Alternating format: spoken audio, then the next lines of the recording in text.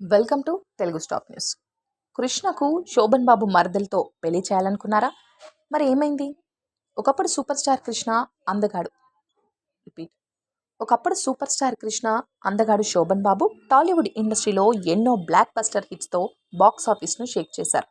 నిజానికి వీరిద్దరూ కలిసి నటించిన సినిమాలు ఎన్నో ఉన్నాయి. బంగారు బాబు, ఇద్దరు దొంగలు, మహాసంగ్రామం, విచిత్ర కుటుంబం వంటి సినిమాల్లో వీరు కలిసి నటించారు. ఈ సినిమాలు తీసే సమయంలో వీరి మధ్య మంచి స్నేహం కుదిరింది. డేరింగ్ డెసిషన్స్ తీసుకోవడంలో కృష్ణ ఎప్పుడూ ముందుండేవాడు. ఆ లక్షణమే శోభన్ బాబుకు తెగ నచ్చేసింది. నిజానికి కృష్ణ కొద్ది రోజుల పాటు శోభన్ బాబు ఇంట్లో ఉంటూ సినిమాలు చేశాడు.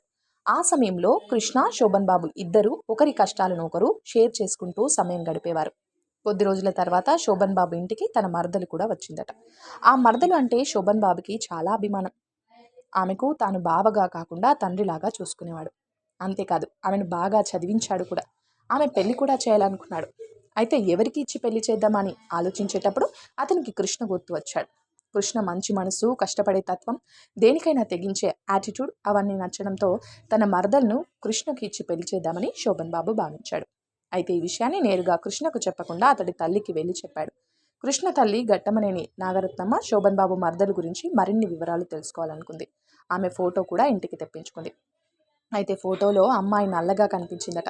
దాంతో తన అబ్బాయికి తెల్ల పిల్లని ఇచ్చి పెళ్లి చేయాలనుకుంటున్నట్టు శోభన్ బాబుకు తెలిపిందట. ఈ సమాధానం విన్నాక శోభన్ బాబు మళ్ళీ ఎప్పుడు తన మరదలు కృష్ణ పెళ్లి గురించి ఎవరితోనూ ఎక్కడా మాట్లాడలేదట. ఒకవేళ ఈ పెళ్లి జరుగుతుంటే ఈ ఇద్దరు దిగ్గజ హీరోలు బంధువులు అయ్యేవారు.